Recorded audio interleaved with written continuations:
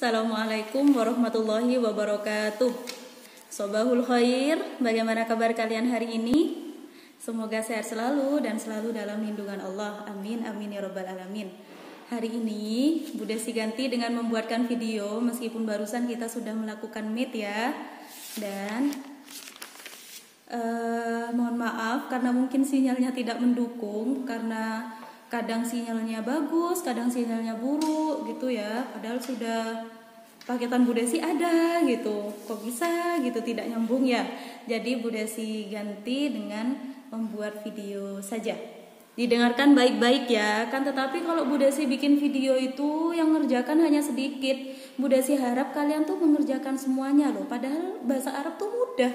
Mudah kalau kalian menyimak dengan betul-betul videonya Bu Desi gitu. Nah, Bu Desi itu pengen juga meet supaya Bu Desi itu tahu kalian mengerjakan sendiri apa enggak, menyimak apa enggak gitu loh. Dan ternyata sinyalnya tidak mendukung, jadi tetap Bu Desi seperti biasa membuat video gitu ya. Silahkan sekarang dibuka halaman 4. Di sini ada kosakata mufradat. Nah, di sini kan ada banyak kosakata ya. Tentang fil fasli, tentang di dalam kelas. Kosakatanya ya banyak sekali. Dan Bu Desi minta kalian untuk menghafal kosakata sebagian saja. Kalian bebas memilih kosakata apa yang ada di dalam kelas yang ingin kalian hafalkan. Maksimal 10 kosakata, minimal 5 kosakata. Akan tetapi kalau hanya mengumpulkan 5 kosakata harus yang panjang-panjang kayak gini, tidak boleh yang pendek-pendek gini ya. Kalau 5 kosakata. Akan tapi kalau maksimal 10 kosakata itu Bu Desi kasih nilainya juga tergantung. Kalau bagus hafal semuanya ya Bu Desi kasih A. Kalau hanya 5 kosakata dan itu masih kurang lancar ya Bu Desi tetap kasih B ya.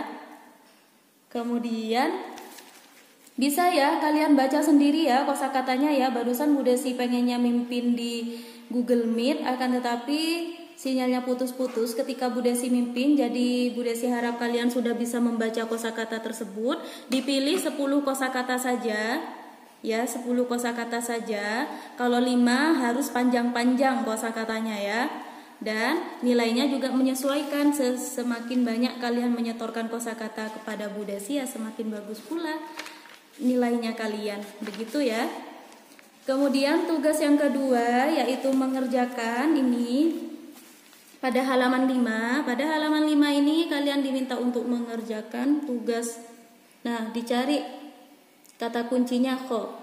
Ini bahasa Arabnya disuruh cari, bahasa Arabnya kelas. Bahasa Arabnya kelasnya apa? Faslun. Kata kuncinya fa. Jadi diawali dengan huruf fa terlebih dahulu, kemudian ditulis bahasa Arabnya. Kemudian lemari diawali dengan kata kunci khi.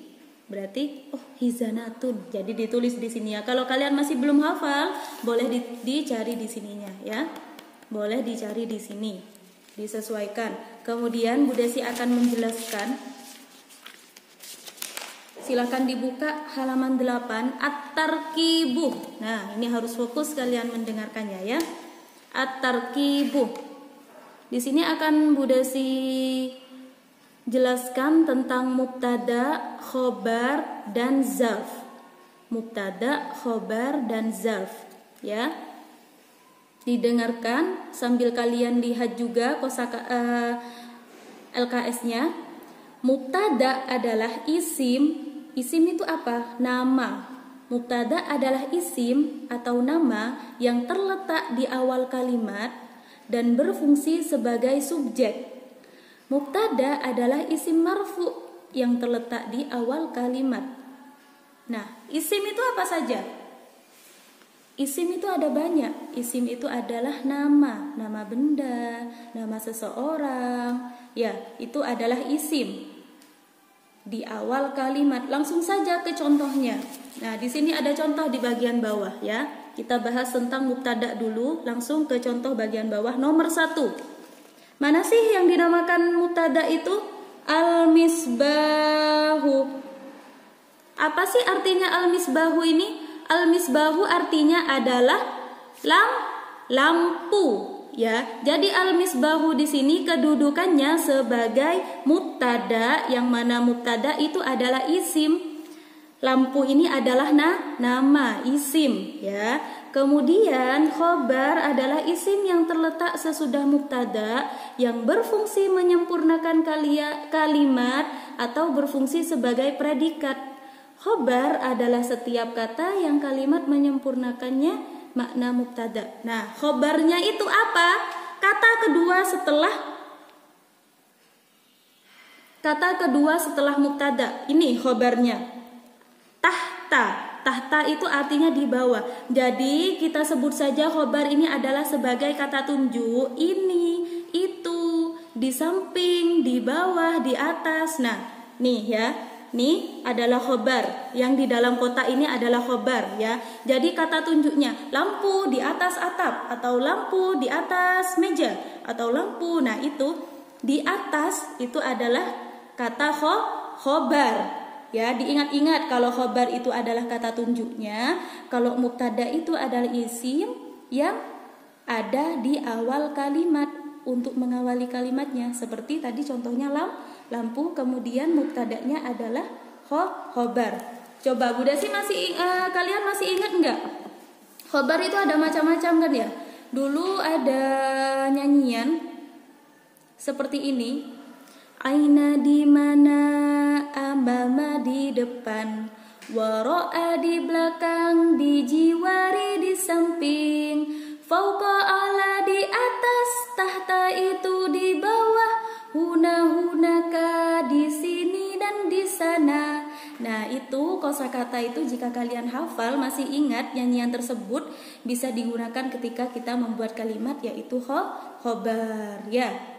Kemudian pada bagian bawahnya, dalam bab ini kita mempelajari susunan kalimat dengan khobar yang tersusun dari zarof dan isim majrur.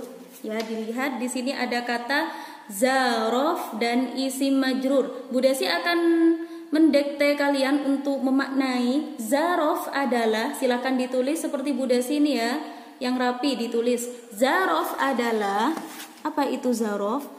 Zarof adalah isim yang menunjukkan waktu dan tempat. Isim yang menunjukkan waktu dan tempat. Nah, zarofnya itu yang mana? Yang ini loh zarof. Nah, di akhir ini kalimat yang ketiga ini adalah zarof namanya, ya. Kemudian dan isim majrur.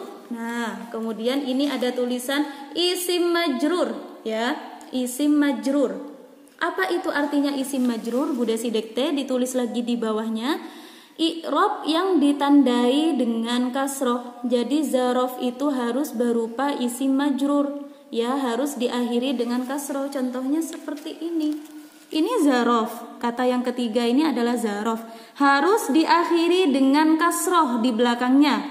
Ya, ini tandanya kasroh di belakangnya, ya.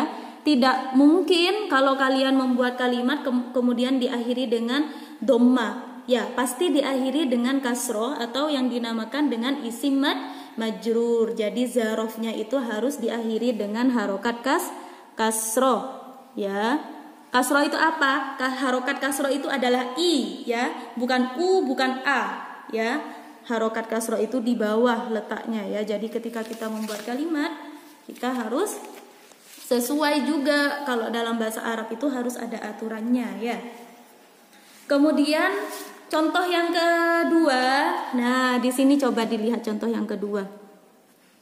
Nah, zarof tadi belum Bu Desi ini ya. Bentar. Zarof adalah isim yang menunjukkan waktu dan tempat. Nah, jadi ini adalah tempat, ya. Al-misbahu tahta, lampu di bawah atap. Jadi atap ini sebagai zarof di sini, dan kalau dia bahasa Arab kan harus diakhiri dengan harokat kasroh, begitu ya. Contoh yang kedua, di sini ada kata al-maidanu. Al-maidanu artinya lapangan. Jadi al-maidanu di sini adalah sebagai apa? Mubtada. Kemudian amama di sini sebagai apa? Khobar. Amama artinya di depan, lapangan, di depan. Al-baiti, rumah. Rumah ini sebagai zarof dan harus disertakan dengan isim isim majrur. Seperti itu ya. Kemudian yang ketiga, ini Bu Desi tidak kelihatan. Al-madrasatu artinya sekolah. Di sini adalah mubtada'nya adalah madrasatu. Kemudian janibah itu adalah khobar. Al-madrasati artinya adalah sekolah, janibah artinya adalah di samping. Janibah syari'i artinya jalan, di samping jalan, ya.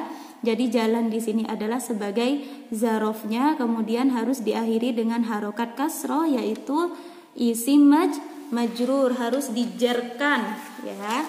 Alhamdulillah sudah selesai pembelajaran bahasa Arab hari ini. Sekarang Bu Desi akan meminta kalian untuk membuat 3 kalimat saja.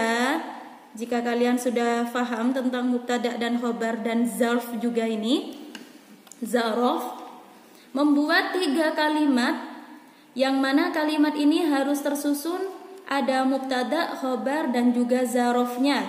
Ya, ditulis di buku tulis. Kemudian tugas yang kedua yaitu tugas yang pertama tadi menghafal ya. Kemudian tugas yang kedua yaitu mengerjakan LKS halaman 5. Kemudian tugas yang ketiga membuat kalimat mubtada yang disertai dengan mubtada, khobar dan zarf ya.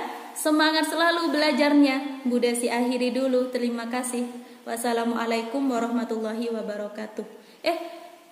Kita akhiri dengan bersama-sama membaca alhamdulillahirabbil alamin. Assalamualaikum warahmatullahi wabarakatuh.